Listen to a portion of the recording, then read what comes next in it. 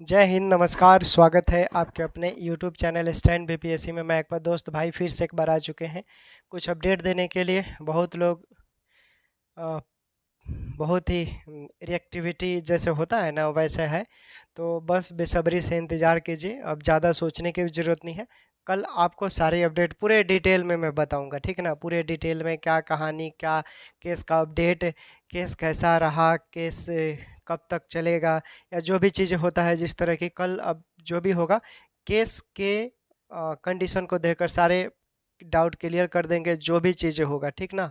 Aspect जो लोग भी कर रहे हैं अच्छी बात है, लेकिन आपको मालूम होना चाहिए दोस्तों कि पटना हाई कोर्ट में जो चीज़ को लेकर लड़ाई हुआ था, काउंसलिंग बेसिस को लेकर लड़ाई हुआ था, वो वहाँ पर चूँकि दो नियमावली था, 2018 नियमावली और 2023 को 2023 में अपडेट किया गया कि ताकि एग्ज़ाम बेसिस पे हो। फिर 2018 नियमावली को कंडक्ट को लेकर उसकी एक्टिविटी को रिड्यूस करने के लिए उसमें कुछ ऑर्डर पारित किए गए थे। सुप्रीम कोर्ट का ऑर्डर लगाया गया था कॉन्टेक्ट बेसिस वालों की तरफ से, और उसी को लेकर चैलेंज किया गया है सुप्रीम कोर्ट में। अब देखिए सुप्रीम कोर्ट क्या करता है, क्या अपने ऑर्डर को, जो ऑर्डर उसने दिया है उसको बदलता है या फिर उसी को कांस्टेंट रखता है, ये कल मालूम चल जाएगा। हालांकि दोस्तों मैंने कई ऐसे 2-3 वीडियो में मैंने अपडेट भी दिया था कि पटना हाई कोर्ट में जो अपडेट दिया गया था, पटना हाई कोर्ट के द्वारा सुप्रीम कोर्ट का जो वहाँ पर ऑर्डर लगाया गया था, तो पटना हाई कोर्ट ने कहीं ना कहीं उसने ये सोच रखा था कि भाई सुप्रीम कोर्ट के ऑर्डर को हम चैलेंज नहीं कर सकते, यहाँ पर सुप्रीम कोर्ट का ऑर्डर है। और उसने देखा और इसको एक्सेप्ट कर कर काउंसलिंग बेसिस पर करने की बात किया। हालांकि उसने ये भी बोला था कि राज्य सरकार के पास इतना पावर है, इतना अधिकार है 309 के तहत कि इस एक्टिविटी को, इस प्रक्रिया को चाहे तो रद्द भी कर सकता है अपने स्तर से, या चाहे तो जैसा उसको लगता है स्थिति को देखकर वो अपना फैसला ले सकता है। ये नोटिस में दिया हुआ है, अगर आप अच्छा से नोटिस पढ़ेंगे तो। फिर उसके बाद पटना हाई कोर्ट में जो ऑर्डर लगाया गया था कॉन्टेक्ट बेसिस वालों के तरफ से, उस ऑर्डर में कहीं ना कहीं कुछ प्रॉब्लम है, कहीं ना कहीं समस्याएं हैं। और उस समस्याओं को देखते हुए सुप्रीम कोर्ट जो उसने एक्शन लिया था कि इस ऑर्डर में थोड़ा प्रॉब्लम है और इसको सुधार करने की ज़रूरत, अभी तक सुधार नहीं किया गया है। तो ये सब चीज़ें आपको कल सारे देखने को मिल सकते हैं। हालांकि ये चूँकि मेरिट की बात है, ठीक ना, मेरिट की बात है, तो इसमें सुप्रीम कोर्ट कई ऐसे मामले में जहां मेरिट की बात होती है, जन समूह मेजोरिटी की मैं बार बार बोलता हूं, जहां जन समूह मेजोरिटी की बात होती है वहां पर सुप्रीम कोर्ट कई ऐसे मामलों में बीच में भी संशोधन करने की एक्टिविटी देता है। और कल मालूम चल जाएगा आपको, चूँकि कल एक चीज़ की लड़ाई नहीं है, क्वेश्चन ऑफ लॉ 309 कई ऐसे कंडक्ट मामले हैं वहाँ पर जो आपको देखने को मिलेंगे। और उसमें जो ऑर्डर मिलेगा, अगर केस खारिज नहीं होता है, केस एक्सेप्ट हो गया, तब तो बल्ले बल्ले है, क्वालिफाई को कोई हरा नहीं सकता। अगर बाय द वे किसी रीजन बस क्वालिफाई की हार होती है तो सिर्फ 2 बच्चों की माँ जिम्मेदार होगी। मैं खुलकर बोल रहा हूँ। अब कौन है 2 बच्चों की माँ, ये आपको भी मालूम है, क्योंकि कई दिन पहले की बात है जब एक महिला आकर सोशल मीडिया पर 8,791 का, जिसका खुद का कोई स्टैंड नहीं था, उसने बोला था कि अपने हाथ में लेकर हम ये ऐसा ऐसा एक्टिविटी उसने बोल रखा है। तो आप खुद समझदार हैं। हालांकि हम लोगों ने केस पर, जितने भी जो पहले से केस का नेतृत्व कर रहे थे, आज भी उनकी केस पर पैनी नज़र बनी हुई है और केस पर नज़र है। बशर्ते इतना रखिए कि केस गलत नहीं होगा।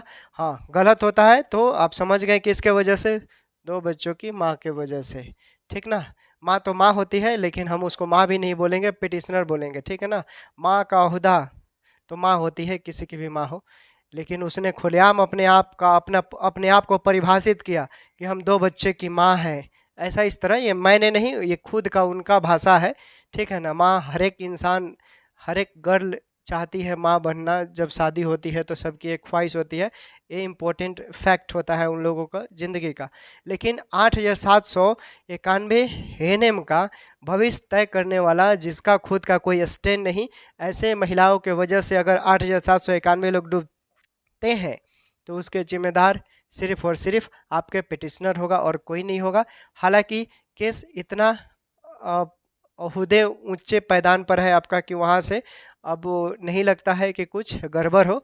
अगर होता है तो समझ लीजिए कौन जिम्मेदार है, ठीक ना। और एक और चीज़ बताना चाहेंगे, केस अच्छा है, जो कि ऑर्डर पे टिका हुआ है, और जो ऑर्डर पटना हाई कोर्ट में लगाया गया वो ऑर्डर में कहीं ना कहीं कुछ प्रॉब्लम है।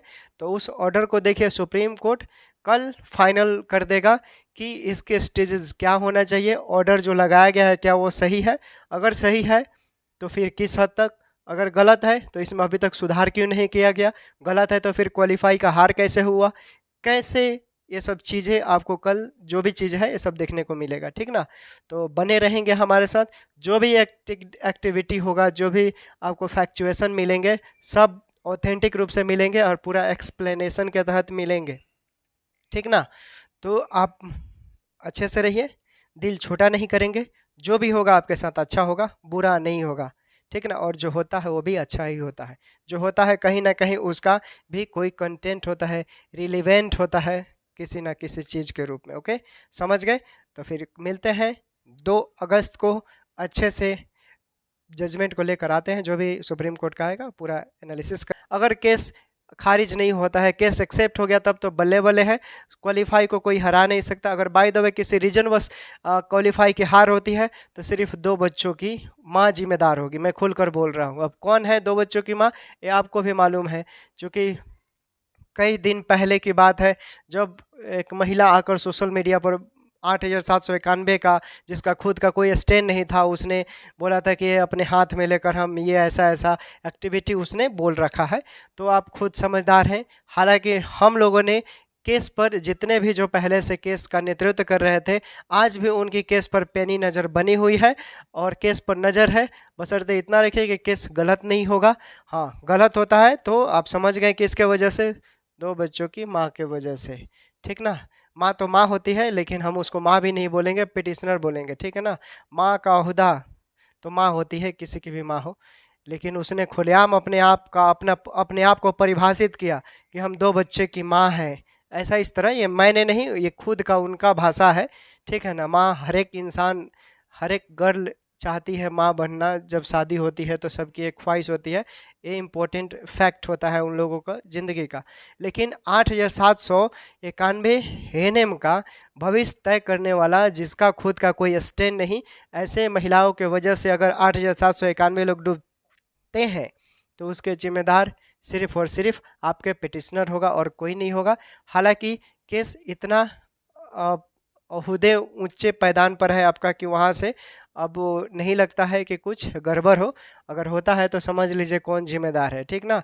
और एक और चीज़ बताना चाहेंगे, केस अच्छा है क्योंकि ऑर्डर पे टिका हुआ है, और जो ऑर्डर पटना हाई कोर्ट में लगाया गया वो ऑर्डर में कहीं ना कहीं कुछ प्रॉब्लम है। तो उस ऑर्डर को देखिए सुप्रीम कोर्ट कल फाइनल कर देगा कि इसके स्टेजेस क्या होना चाहिए, ऑर्डर जो लगाया गया है क्या वो सही है, अगर सही है तो फिर किस हद तक, अगर गलत है तो इसमें अभी तक सुधार क्यों नहीं किया गया, गलत है तो फिर क्वालिफाई का हार कैसे हुआ, कैसे, ये सब चीज़ें आपको कल जो भी चीज़ है ये सब देखने को मिलेगा, ठीक ना। तो बने रहेंगे हमारे साथ, जो भी एक्टिविटी होगा, जो भी आपको फैक्चुएशन मिलेंगे सब ऑथेंटिक रूप से मिलेंगे और पूरा एक्सप्लेनेशन के तहत मिलेंगे, ठीक ना। तो आप अच्छे से रहिए, दिल छोटा नहीं करेंगे, जो भी होगा आपके साथ अच्छा होगा, बुरा नहीं होगा, ठीक ना। और जो होता है वो भी अच्छा ही होता है, जो होता है कहीं ना कहीं उसका भी कोई कंटेंट होता है, रिलेवेंट होता है किसी ना किसी चीज़ के रूप में। ओके, समझ गए। तो फिर मिलते हैं 2 अगस्त को, अच्छे से जजमेंट को लेकर आते हैं, जो भी सुप्रीम कोर्ट का आएगा पूरा एनालिसिस करेंगे और बताएंगे। Okay, take care, bye bye. तब तक बने रहे स्टैंड बीपीएससी के साथ और देखते रहे stand BPSC. Take care, bye bye.